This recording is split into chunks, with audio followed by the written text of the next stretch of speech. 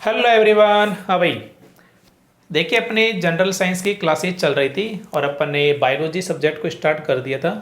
उसमें अपने एक क्लास कंप्लीट भी हो चुकी थी, जिसमें अपन क्या डिस्कस कर रहे थे बेटा। अपन डिस्कस कर रहे थे बायोलॉजी का इंट्रोडक्शन, जिसमें अपन ने बायोलॉजी की डेफिनेशंस मैंने आपको बता दी थी। बायोलॉजी सबसे पहले किसने दिया, बायोलॉजी की ब्रांचेज क्या होती है ना। इसके बाद में सजीव क्या होते हैं, निर्जीव क्या होते हैं, वायरस के बारे में मैंने कुछ बातें आपको बताई थी। और उसके बाद में अपन जो मेन टॉपिक लेके चल रहे थे इंट्रोडक्शन के अंदर, वो था अपना सजीवों के अभिलाक्षणिक गुण, कि ऐसे कौन कौन से लक्षण होते हैं जिनके आधार पर हम ये डिसाइड करते हैं कि ये सजीव है।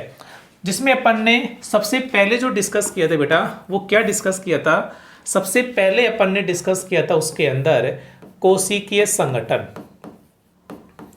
क्या डिस्कस किया था, कोशिकीय संगठन या कोशिकीय संरचना, कि जो सजीव होते हैं वो किससे मिलकर बने होते हैं, कोशिकाओं से मिलकर बने होते हैं। हालांकि अपन एक टोटल यूनिट पढ़ेंगे, सेपरेट यूनिट पढ़ेंगे सेल के बारे में, लेकिन कुछ बेसिक बातें मैंने यहाँ पर आपको बताई थी। ठीक है, मैंने ये भी बताया था कि जो किसी भी सजीव की संरचनात्मक और क्रियात्मक इकाई होती है वो क्या होती है बेटा, कोशिका होती है। संरचनात्मक व क्रियात्मक इकाई, क्रियात्मक इकाई क्या होती है बेटा, वो कोशिका होती है, सेल होती है। ठीक है, लेकिन मैंने आपको यहां पर ये भी बात बताई थी बेटा, ये ना बेसिक यूनिट है। बेसिक यूनिट कह सकते हैं अपन इसको, आधारभूत इकाई कह सकते हैं, बेसिक यूनिट। लेकिन यदि आपसे ये पूछ लिया जाए, क्या पूछा जाए बेटा, यदि फिजिकल बेसिक यूनिट पूछा जाए तो कौन होगा, तो होगा प्रोटोप्लाज्म। मैंने पिछली क्लास में बाय मिस्टेक ये कोशिका बोल दिया था, तो आप लोग उसको ठीक कर लेना कि जो फिजिकल बेसिक यूनिट होता है, भौतिक आधार जो होता है किसी सजीव का, वो प्रोटोप्लाज्म होता है। ठीक है, जिसे हम क्या बोलते हैं, जीव द्रव्य भी कहते हैं, जिसे हम जीव द्रव्य भी कहते हैं। और ये जो स्टेटमेंट दिया था बेटा, ये किसने दिया था, ये अक्सले नामक वैज्ञानिक ने दिया था। ठीक है, तो थोड़ा सा उसको करेक्शन कर लेना आप लोग। ये कोशिका नहीं, जो फिजिकल बेसिक यूनिट है, जो भौतिक आधार है किसी सजीव का, वो प्रोटोप्लाज्म होता है। और भी मैंने काफी सारी चीजें आपको बताई थी। सेकंड जो अपन ने डिस्कस किया था बेटा, वो डिस्कस किया था प्रोटोप्लाज्म के बारे में, यानी जीव द्रव्य के बारे में। ठीक है, ये चीजें, इसके बारे में क्या होता है प्रोटोप्लाज्म, क्या नहीं होता है, इसके बारे में मैंने आपको बताया था। ध्यान रखना, प्रोटोप्लाज्म की जो खोज करता है ना बेटा, वो कौन है, वो है पुरकिंजे। कौन है बेटा, पुरकिंजे नामक साइंटिस्ट था। ठीक है, इसके बाद में अपन ने डिस्कस किए थे बेटा मेटाबॉलिज्म, उपापचय के बारे में। यही से बोलते हैं चयापचय, है ना। ये भी दो प्रकार की होती है आपकी, अपचय उपचय, है ना। वो सारी बातें अपन ने डिस्कस की थी। अगला जो पॉइंट था जहां पर अपन ने चीजों को छोड़ा था, जहां से अपन को स्टार्ट करना है, 4 नंबर का जो पॉइंट था बेटा अपना, वो पॉइंट है अपना कौन सा है, पोषण, न्यूट्रिएशन। कौन सा बेटा, पोषण। क्या होता है पोषण, आइए अपन इसको समझते हैं बिल्कुल आसान भाषा में। देखो ये ना इंट्रोडक्शन वाला वीडियो है, इसमें ज़्यादा कुछ नहीं, छोटी छोटी चीज़ें बताई जाती है ताकि आप लोग चीज़ों को समझ सकें। सारे पॉइंट आगे डिटेल से आएंगे, वहाँ पे काफ़ी सारी बातें अपन चर्चा करेंगे अपने एग्जाम पॉइंट ऑफ व्यू से। ठीक है, देखो पोषण होता क्या है, मुझे ये बताओ, कोई भी सजीव है, क्या उसकी वृद्धि और विकास नहीं होगा क्या, बिल्कुल होगा, और होना भी जरूरी है। अब वृद्धि और विकास आपके कहने से, मेरे कहने से, किसी पड़ोसी के कहने से थोड़ी ना होगा, है ना। कोई जादू थोड़ी है, आपने जादू किया, मंत्र पढ़ा और विकास हो गया, नहीं बेटा। उसके लिए हमारे शरीर को, हमारी कोशिका को पोषक तत्वों की आवश्यकता होती है। जैसे यदि मैं बताना चाहूँ, जैसे हमें चाहिए कार्बोहाइड्रेट। क्या चाहिए बेटा, हमें चाहिए कार्बोहाइड्रेट, हमें चाहिए प्रोटीन, हमें चाहिए वसा, हमें चाहिए जैसे विटामिन्स, है ना। हमें चाहिए खनिज लवण, हमें चाहिए जल। तो ये सारे पोषक तत्व हमें चाहिए, और इन सभी पोषक तत्वों को एक साथ बोला जाता है बेटा भोजन। क्या बोला जाएगा? भोजन बोला जाएगा, फूड बोला जाएगा। ठीक है, ये तो है भोजन की बात। और इस भोजन को ग्रहण करना, इनटेक करना, इस भोजन को इनटेक करना यानी ग्रहण करना, वो क्या कहलाता है बेटा? वो कहलाता है आपका पोषण। तो मेरे ख्याल से पोषण की डेफिनेशन आपकी क्लियर है कि कोई भी सजीव है, उसके शरीर की वृद्धि व विकास के लिए हमें पोषक तत्वों की आवश्यकता होती है, जैसे कार्बोहाइड्रेट है, प्रोटीन है, वसा है, विटामिन्स है, खनिज लवण है, जल है। इन्हें सामूहिक रूप से एक साथ बोला जाता है भोजन, फूड। और इस भोजन को ग्रहण करना, अंदर लेना क्या कहलाता है बेटा? पोषण कहलाता है। ठीक है, अब ये पोषण जो होता है ना बेटा, ये 2 प्रकार का होता है। कितने प्रकार के? 2 प्रकार के। पहला होता है बेटा ये स्वपोषी पोषण। पहला कौन सा होता है? स्वपोषी पोषण। और दूसरा होता है परपोषी पोषण, या इसे हम बोलते हैं विषमपोषी पोषण। विषमपोषी पोषण क्या मतलब होता है इसका, वो सुनिएगा। देखो, स्व का मतलब होता है स्वयं यानी खुद, और पर का मतलब होता है दूसरा, अदर, दूसरे। ठीक है, तो यदि कोई जीव अपना भोजन खुद ही बनाता है, उसे बोलेंगे, उस पोषण की विधि को बोलेंगे स्वपोषी पोषण। और ऐसे जीव कहलाते हैं स्वपोषी जीव। जैसे एग्जाम्पल की यदि मैं बात करूं, जैसे सभी हरे पादप, जो हरे पादप होते हैं ना बेटा, वो क्या होते हैं? स्वपोषी पोषण के अंदर आते हैं। ध्यान रखना, एक ऐसा जंतु भी है जो स्वपोषी पोषण करता है। जैसे एग्जाम्पल मैं यदि आपको बताना चाहूँ, जैसे युगलिना, जो युगलिना होता है ना बेटा, वो स्वपोषी पोषण करता है। कौन? युगलिना स्वपोषी पोषण करता है। ये युगलिना है ना बेटा, ये क्या करता है? देखो, दिन के समय तो क्या करेगा, समुद्र में होता है, आपको पता है ये। तो दिन के समय क्या करेगा, ये समुद्र की ऊपरी सतह पर आ जाएगा और सूर्य के प्रकाश से क्या करेगा, भोजन बनाएगा। और नाइट के समय क्या करता है, नीचे पैंदे में चला जाता है समुद्र के नीचे, और वहाँ पर जो छोटे मोटे कीड़े मकोड़े होते हैं ना, उन्हें ये खा लेता है। ठीक है बेटा, बात करते हैं परपोषी पोषण। इसमें क्या होता है, जो जीव होते हैं ना, वो अपना भोजन खुद नहीं बनाते हैं, वो किसी दूसरे से भोजन प्राप्त करते हैं। जैसे अपन बात करें मनुष्य, तो हम क्या करते हैं, पेड़ पौधों से अपना भोजन प्राप्त करते हैं। तो जो जीव दूसरे जीवों से अपना पोषण प्राप्त करते हैं, उस विधि को बोलते हैं परपोषी पोषण या विषमपोषी पोषण। और ऐसे जीव कहलाते हैं परपोषी जीव। जैसे यदि एग्जाम्पल की बात करें अपन, तो जैसे मनुष्य है ना, और कोई जंतु है। इसके अलावा कुछ प्लांट भी होते हैं बेटा, ऐसे पेड़ पौधे भी होते हैं, जैसे अमरबेल, कसकुटा, है ना, अमरबेल है। और इसके अलावा कुछ घटपर्णी प्लांट होते हैं। घटपर्णी ये क्या होता है बेटा, ये ना कीड़े मकोड़ों को खाते हैं, मांसाहारी प्लांट होता है ये। घटपर्णी जो पादप होते हैं ना, ये मांसाहारी होते हैं, कीड़े मकोड़ों को खाते हैं बेटा ये। ठीक है ना, ये आपको ध्यान रखना है। अभी जो परपोषी पोषण होता है ना, इसके अंदर काफी सारे परजीवी आ जाते हैं, मतलब कई प्रकार के पोषण होते हैं, वो आगे की बात है। जब अपन कंप्लीट न्यूट्रिशन पढ़ेंगे, पोषण पढ़ेंगे, वहाँ पे बेसिक से अपन सारी चीजें डिस्कस करेंगे। तो मेरे ख्याल से पोषण वाला जो पॉइंट है ये आपका क्लियर हो गया होगा। आगे बात करते हैं, पोषण के बाद में बात करते हैं बेटा 5 नंबर पे पाचन। 5 नंबर पे अपन क्या बात करेंगे बेटा, पाचन। बोले तो डाइजेशन। क्या होता है डाइजेशन, वो सुनो। देखो, अभी अपन ने भोजन में क्या क्या खाया था बेटा, हमने खाया कार्बोहाइड्रेट, है ना। कार्बोहाइड्रेट के बाद में आपने क्या लिया, प्रोटीन। प्रोटीन के बाद में वसा, इसके अलावा विटामिन्स, है ना, जल होता है, खनिज लवण होता है। ये सारी चीज़ें हम भोजन के रूप में ग्रहण करते हैं। अब पहले मुझे बताओ कि हम जो भोजन लेंगे, ये जो भी चीज़ें हम लेंगे, ये भोजन लेंगे, ये लेते क्यों हैं? ये इसलिए लेते हैं ताकि हमें क्या मिले बेटा? ऊर्जा मिले। लेकिन इनको खाने से ही हमें ऊर्जा नहीं मिलेगी।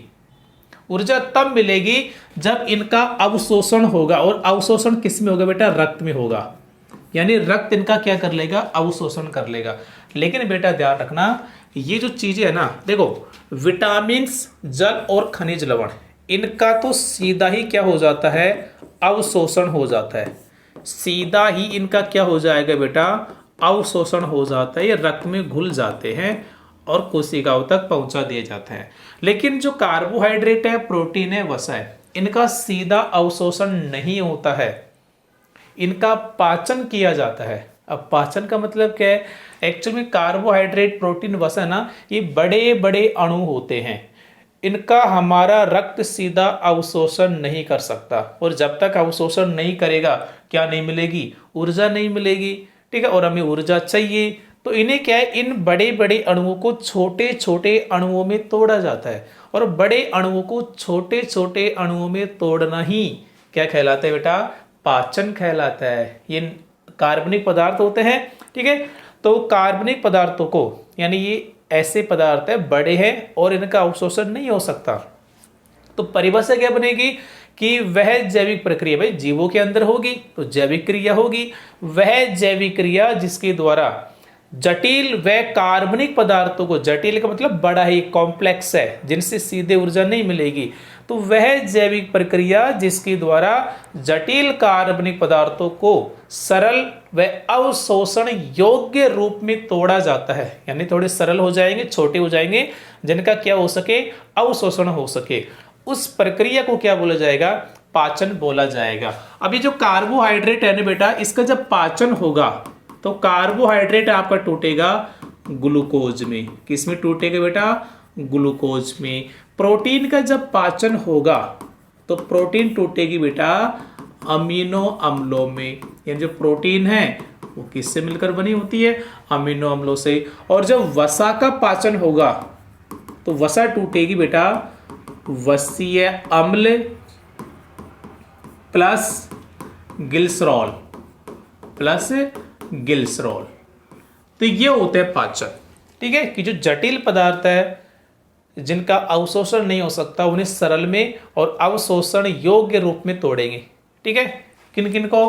कार्बोहाइड्रेट, प्रोटीन, वसा। किस में? कार्बोहाइड्रेट का ग्लूकोज में, प्रोटीन का अमीनो अम्लों में, वसा का वसीय अम्ल प्लस ग्लिसरॉल में। बाकी ये तीनों है ना, इनका हमारा रक्त सीधा क्या कर लेता है? अवशोषण कर लेगा। और जब रक्त अवशोषण करेगा इनका तो पाचन होने के बाद, और इनका सीधा, तब क्या मिल जाएगी? हमें ऊर्जा मिल जाएगी, जिससे हमारे शरीर की वृद्धि होगी, हमारे शरीर का विकास होगा।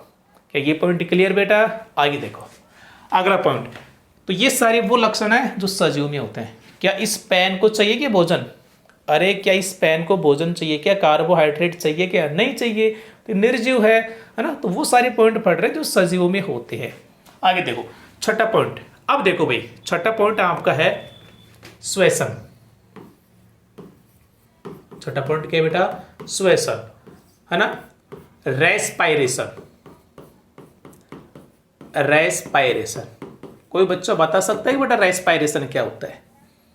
वीडियो को पॉज करो और सोचो रेस्पायरेशन क्या होता है बेटा। अब बहुत से बच्चों को पता है जवाब क्या आएगा?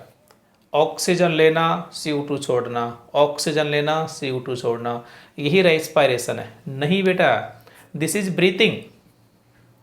ये रेस्पायरेशन नहीं है, ये श्वसन नहीं है। श्वसन क्या है वो सुनना आप लोग। देखो अभी आपने जैसे एग्जाम्पल ले रहा हूं ग्लूकोज का। आपने कार्बोहाइड्रेट खाया, कार्बोहाइड्रेट का पाचन हो गया ग्लूकोज में। ग्लूकोज का सूत्र क्या है बेटा? C6H12O6। अब इसका रक्त में हो गया अवशोषण। अब इससे भी हमें सीधी ऊर्जा नहीं मिलेगी। इससे ऊर्जा तब मिलेगी जब ये जलेगा, जब इसका बर्न होगा। और जलाने के लिए कौन सी गैस आवश्यक है बेटा? ऑक्सीजन गैस आवश्यक है। ठीक है, जो कि हम श्वसन क्रिया के द्वारा लेंगे, कैसे भी बात करते हैं। तो जैसे ही आपने श्वसन क्रिया में ऑक्सीजन ली, यह ग्लूकोज जलेगा और ये बना देगा बेटा CO2 प्लस जल प्लस ऊर्जा। क्या बना देगा? CO2 प्लस जल प्लस ऊर्जा। ठीक है, इनके बारे में भी मैं कुछ कुछ बातें बता रहा हूँ आपको, वो सुनो। अब पहली बात देखो, ये आप लोग ना, हमें एक्चुअल में क्या है कि ऐसे हम पढ़ लेते हैं कि श्वसन का मतलब है ऑक्सीजन लेना, CO2 छोड़ना। नहीं बेटा, हम ऑक्सीजन नहीं लेते हैं, हम मिक्सर ऑफ गैसेज लेते हैं, गैसों का मिश्रण लेते हैं। हमारे चारों तरफ बेटा 78% नाइट्रोजन है, 21% आपकी ऑक्सीजन है ना, कुछ अमाउंट में CO2 है, कुछ और गैसें भी है। तो हम सारी गैसों का मिक्सर लेते हैं। लेकिन होगा क्या, हमने सारी गैसें ली अंदर, उसके बाद में हमारे रक्त में केवल ऑक्सीजन घुलनशील है। जो हम ये जो गैसों का मिक्सर ले रहे हैं ना, इसमें से ऑक्सीजन ही घुलेगी, और जब ऑक्सीजन घुलेगी रक्त में, ग्लूकोज को जलाएगी, तब ये होगा। बदले में कौन सी गैस बनेगी? फिर CO2। फिर उस CO2 को, जैसे मैंने श्वास क्रिया की, मैंने गैसों का मिश्रण लिया, अगेन छोड़ रहा हूं, तो जो भी गैसें मैंने ली थी उसमें से ऑक्सीजन तो काम आ गई, बाकी सारी गैसें और साथ में जो CO2 बननी है, ग्लूकोज जलेगा, वो CO2 ये बार आ जाते हैं। ठीक है, ये होती है श्वसन क्रिया। अब सुनो क्या क्या बन गया? CO2 जल ऊर्जा। CO2 को हमारे शरीर को आवश्यकता नहीं है, तो इसको क्या करेंगे, वापिस हम जब श्वास छोड़ेंगे तो बाकी जो गैसेज है उनके साथ इसको शरीर से आउट कर दिया जाएगा। यदि मैं जल की बात करूं ना बेटा, तो मानव शरीर में लगभग 70% जल होता है बेटा, 70% जल होता है ना, आवश्यक है। ऊर्जा की बात करूं बेटा, तो ये जो ऊर्जा होती है ना, इसको एक नाम दिया जाता है, और वो बड़ा प्यारा नाम है बेटा, और वो नाम है ATP। क्या नाम बेटा? ATP नाम है। यानी जो ऊर्जा बनेगी ग्लूकोज के जलने से, ग्लूकोज के ऑक्सीकरण से, ऑक्सीजन से क्रिया होने का मतलब है ऑक्सीकरण होना। ठीक है, तो जब ग्लूकोज का ऑक्सीकरण होगा तो जो ऊर्जा बनेगी उसको एक नाम दे दिया ATP। जैसे आपका भी तो कुछ नाम होगा ना, राहुल है, मोनू है, सोनू है, जो भी आपका नाम है आपके घरों में, वैसे ही इस ऊर्जा का भी नाम है बेटा क्या? ATP। अब सुनो, ये जो ATP है ना, पहली बात, इसका जो पूरा नाम होता है ना बेटा, इसका पूरा नाम होता है एडिनोसिन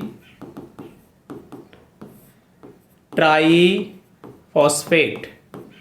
एडिनोसिन ट्राईफॉस्फेट, ये इसका पूरा नाम होता है, पहला पॉइंट।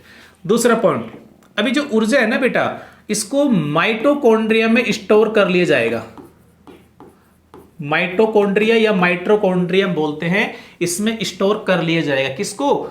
ATP को, ऊर्जा को। इसीलिए अब देखो, जैसे जिस कोशिका को ऊर्जा की आवश्यकता होगी वो माइटोकॉन्ड्रिया से ऊर्जा लेता रहेगा। जैसे हमारे घरों में बिजली कहां से आती है? पावर हाउस से आती है। इसीलिए माइटोकॉन्ड्रिया को क्या क्या बोला जाता है बेटा? इसे पावर हाउस ऑफ सेल, इसे पावर हाउस ऑफ सेल, कोशिका का बिजली घर, या इसे एनर्जी हाउस, ऊर्जा घर, एनर्जी हाउस ऑफ सेल, कोशिका का पावर हाउस या कोशिका का ऊर्जा घर। क्योंकि जो भी ऊर्जा है, जो भी ATP है, वो माइटोकॉन्ड्रिया में स्टोर हो जाएगी, और जब सेल को आवश्यकता होगी, कोशिका को आवश्यकता होगी, माइटोकॉन्ड्रिया से ऊर्जा ले लेगा। इसलिए इसे पावर हाउस ऑफ सेल या एनर्जी हाउस ऑफ सेल कहा जाता है। तीसरी बात, ये जो ATP है ना बेटा, ATP, इसे ऊर्जा मुद्रा भी कहा जाता है, एनर्जी करेंसी। मुद्रा का मतलब जैसे अपने चलते हैं ना रुपया, वैसे देखो कैसे, इसको ऊर्जा मुद्रा क्यों कहते हैं, एनर्जी करेंसी क्यों कहते हैं, समझना।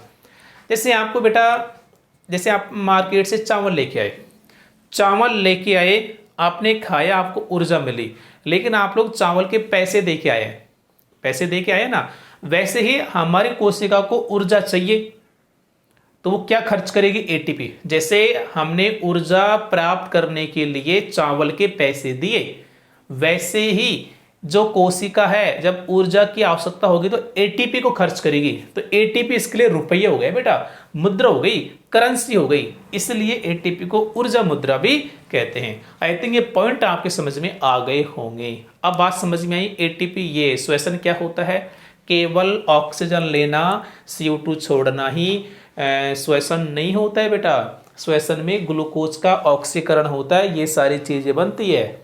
ठीक है, अब देखो एक चीज और, जैसे हमने गैसों का मिश्रण लिया, हमारे रक्त में सबसे ज्यादा जो सोल्यूबल गैस है, जो घुलनशील गैस है, वो ऑक्सीजन है, लेकिन ऑक्सीजन से भी ज्यादा बेटा CO भी होती है, कार्बन मोनोऑक्साइड।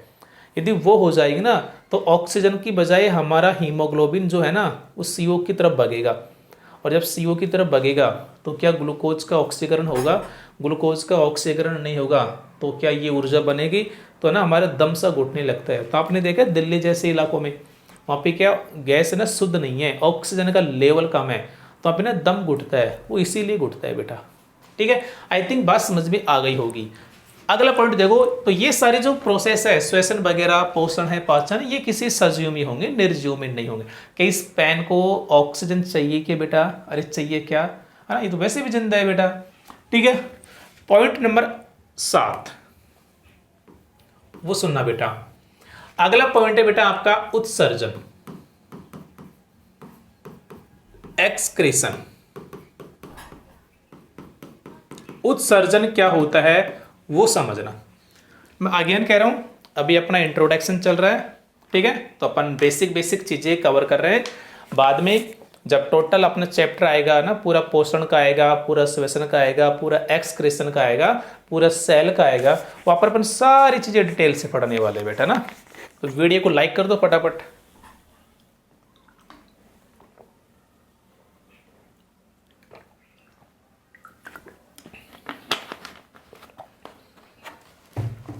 हाँ जी, अगला है उत्सर्जन। उत्सर्जन का मतलब होता है बाहर निकालना। बाहर क्या निकालेंगे, देखो अभी आपने देखा था हमारे शरीर में मेटाबॉलिक रिएक्शंस होती है, उपापचय क्रियाएं होती है ना, 2 प्रकार की होती है, अपचय या उपचय। अपचय में क्या होता है कि जो बड़े बड़े अणु हैं वो छोटे छोटे अणु में टूटते हैं, और उपचय में क्या होता है बेटा, जो छोटे छोटे अणु हैं वो बड़े बड़े अणु बनाते हैं। यानी या तो विघटनकारी अभिक्रिया होती है, निर्माणकारी, कुछ मिला के कुछ अभिक्रियाएं होती है।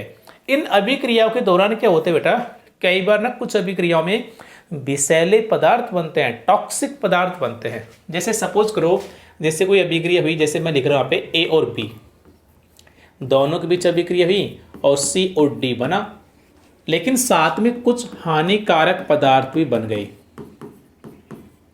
ठीक है, हानिकारक पदार्थ, हानिकारक पदार्थ,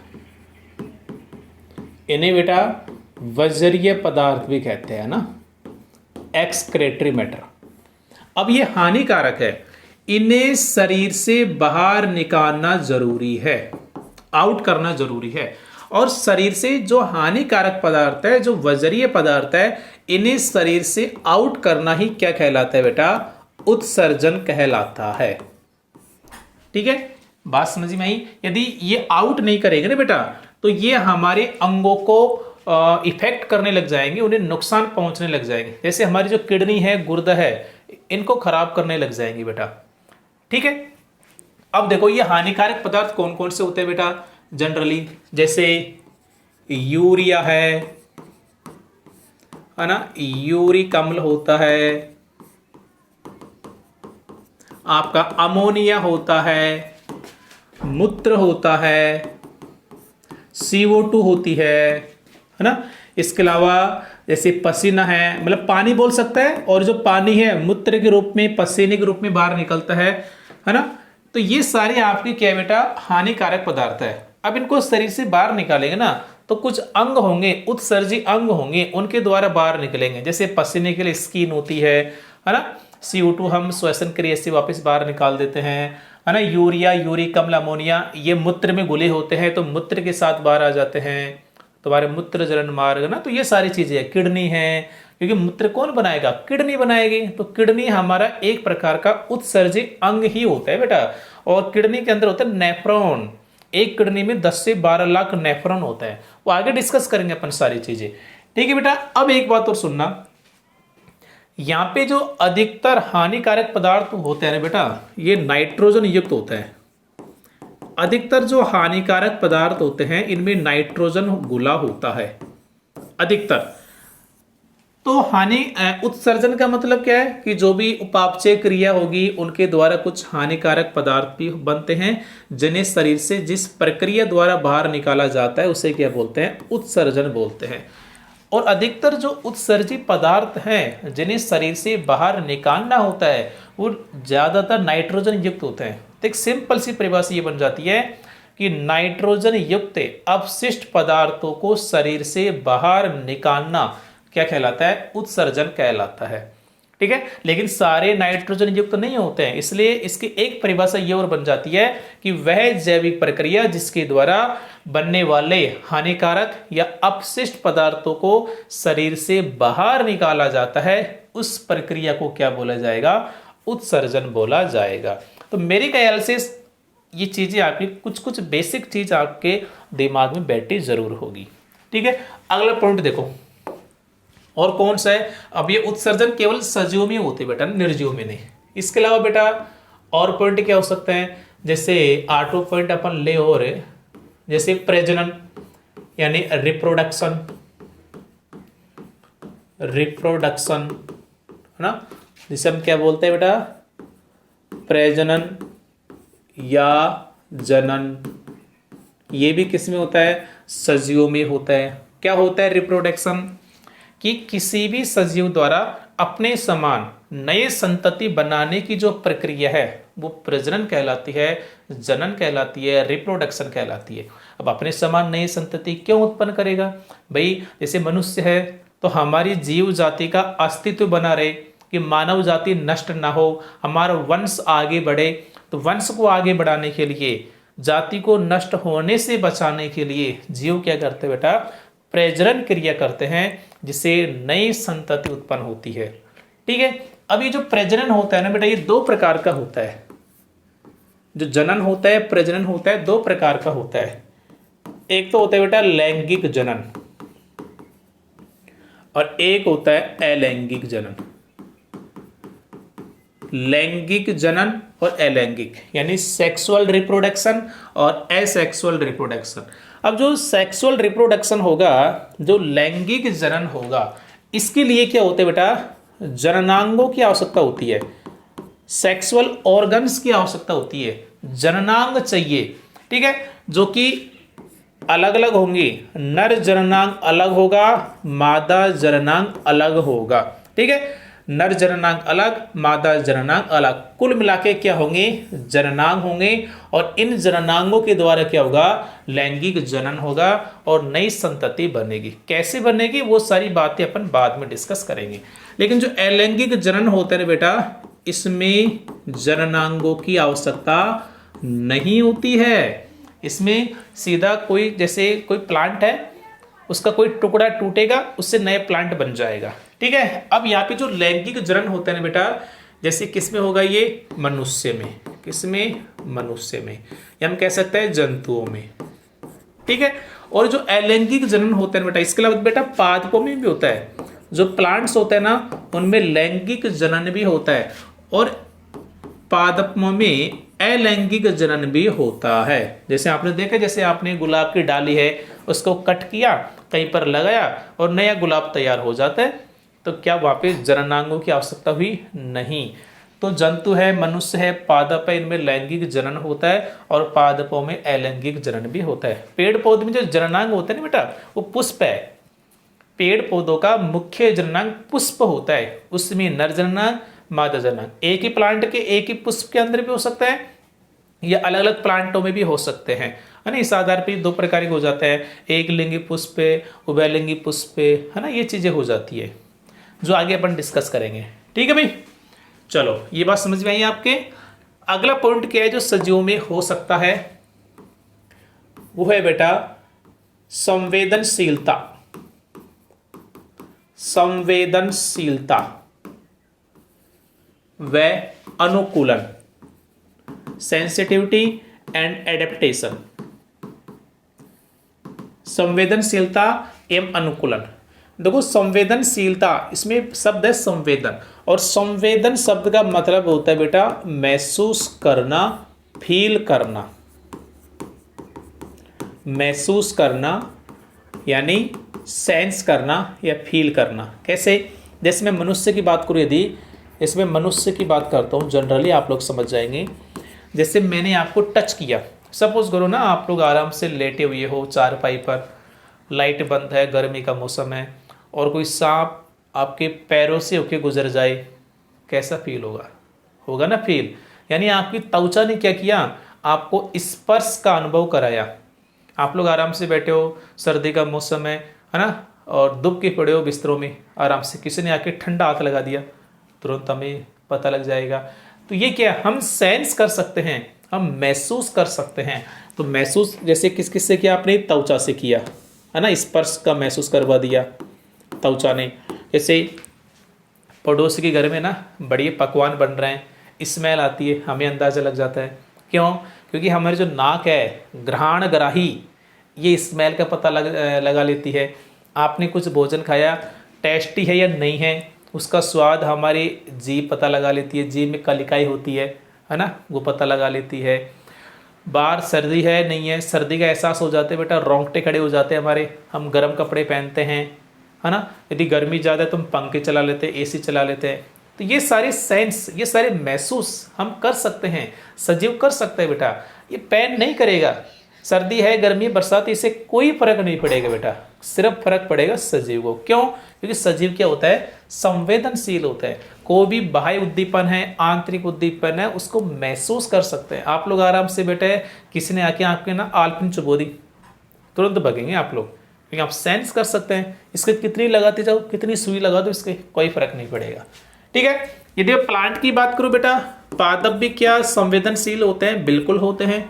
जैसे आपने छुईमी का प्लांट देखा है, पत्ते को टच करेंगे नीचे झुक जाती है, मुरझा जाती है, वो क्या संवेदनशील है। ठीक है। आपने सूरजमुखी का फूल देखा है, सूरजमुखी जिधर सूरज होता है धूप, उधर घूमता रहता है, संवेदनशील है। आपने जैसे देखा है पेड़ पौधों में पानी मत दो बेटा, सूख जाएंगे वो, क्योंकि संवेदनशील है। गर्मी में हम देखते हैं अक्सर पानी की ज़्यादा आवश्यकता होती है, यदि ज़्यादा धूप में रहे, पानी भी नहीं दिया तो भी सूख जाएंगे, क्यों? संवेदनशील है। ठीक है। तो कुल मिला के पेड़ पौधों भी क्या होते हैं? संवेदनशील होते हैं। बात करें अनुकूलन, एडेप्टेशन। देखो अनुकूलन क्या होता है बेटा? अनुकूलन का मतलब है कि हमारे चारों ओर का जो वातावरण है, जो चारों ओर का वायुमंडल है ना, इसके साथ हमें एडजस्ट करना होता है। जैसे जैसे माहौल चेंज हो रहा है, वातावरण चेंज हो रहा है, हमें उसके प्रति अनुकूलित होना पड़ेगा, उसके अनुसार ढलना पड़ेगा, इसे बोलते हैं अनुकूलन। नहीं डलेंगे तो हम सर्वाइव नहीं कर सकते। जैसे सिंपल सी बात यदि मैं करूं, सर्दी का मौसम है, सर्दी तेज पड़ रही है, हमने सेंस कर लिया, हमारी त्वचा ने महसूस कर लिया भाई सर्दी है, गर्म कपड़े पहनो। हमें गर्म कपड़े पहनने पड़ेंगे। यदि गर्म कपड़े नहीं पहनेंगे तो सर्दी लगेगी, हो सकता है हमारी डेथ भी हो जाए। यदि ज़्यादा गर्मी है तो हमें गर्मी से बचने के लिए है ना एसी फैन का यूज़ करना पड़ता है। यानी कुल मिला के हमें माहौल के हिसाब से अपने आप को ढलना होगा, इसे बोलते हैं अनुकूलन, एडेप्टेशन। ठीक है। बाकी और चर्चा करेंगे, इसके और भी सारे पॉइंट होते हैं, वो अपन आगे डिस्कस करेंगे बेटा। ठीक है। अगला पॉइंट देखो, और यदि अपन बात करें तो जैसे अपन एक पॉइंट और देख लेते हैं, लाइफ साइकिल। लाइफ साइकिल बोले तो जीवन चक्र है ना। चक्र जानते हो ना बेटा, जहां से स्टार्ट हो वहीं पर खत्म होना। जैसे आज आपकी उम्र मान लीजिए 20 साल हो गई, तो 20 साल पहले आप नहीं थे, आप थे ही नहीं, आपका कोई अस्तित्व नहीं था। अब धीरे धीरे आप बड़े होंगे, शादी होंगी, बच्चे होंगे, आपकी डेथ हो जाएगी, और फिर भी आप गायब हो जाएंगे। तो जाते वहीं पहुंच गए आप लोग, है ना। ये चक्कर है। तो देखो होता क्या है कि जितने भी सजीव है ना बेटा, वो सभी एक लाइफ साइकिल का उनकी एक लाइफ साइकिल होती है, उनका एक प्रोसेस होता है। जैसे मनुष्य की बात करूं तो मनुष्य में बेटा क्या होगा, सबसे पहले जैसे ये नर युग्मक है ना, मैं एक जनरल चीज बता रहा हूं आपको, ये नर युग्मक है और ये मादा युग्मक है। ठीक है, नर युग्मक कौन होते हैं बेटा? जनरली आपको पता है स्पर्म होते हैं, शुक्राणु होते हैं, और मादा युग्मक कौन होते हैं बेटा? अंडाणु होते हैं। जब दोनों में निषेचन होगा तब क्या बनता है बेटा? जाइगोट बनता है। क्या बनता है? जाइगोट, बोले तो युग्मनज बनता है।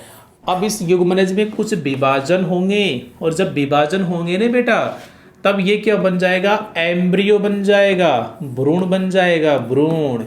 और ये भ्रूण आगे चल के बनाएगा बेटा फीटस। क्या बनाएगा? फीटस। यहाँ से भी क्वेश्चन बनते हैं बेटा फीटस से, है ना। अब ये फीटस का क्या होगा? विकास होगा 9 महीने तक। 9 महीने तक जब इसका विकास होगा तब एक बच्चा जन्म लेगा, छोटा सा। उसे हम बोलेंगे चाइल्ड। क्या बोलेंगे? चाइल्ड बोलेंगे, बच्चा। यानी उसकी बाल्य अवस्था स्टार्ट हो जाएगी, चाइल्डहुड स्टेज में आ जाएगा, और बाल्य अवस्था से वो आ जाएगा किशोर अवस्था में, वो एडल्ट हो जाएगा बेटा। और एडल्ट होने के बाद वो ओल्ड भी हो जाएगा, और ओल्ड होने के बाद एक दिन उसकी डेथ भी हो जाएगी। अरे होगी कि नहीं होगी? तो बताओ, एक लाइफ साइकिल हुआ कि नहीं हुआ? अरे हुआ ना। तो ये सजीवों का एक बेहतरीन लक्षण होता है, अभिलाक्षणिक लक्षण होता है बेटा ये।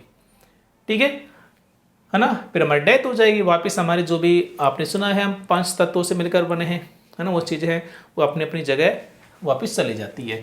तो ये एक लाइफ साइकिल होता है बेटा। ठीक है, तो आई थिंक आपकी कुछ ना कुछ समझ विकसित हुई होगी बायोलॉजी सब्जेक्ट को लेके। उसका इंट्रोडक्शन कुछ ना कुछ आपके समझ में आया होगा। मैं सिर्फ इतना समझाने वाला हूं आपको कि सजीव क्या है।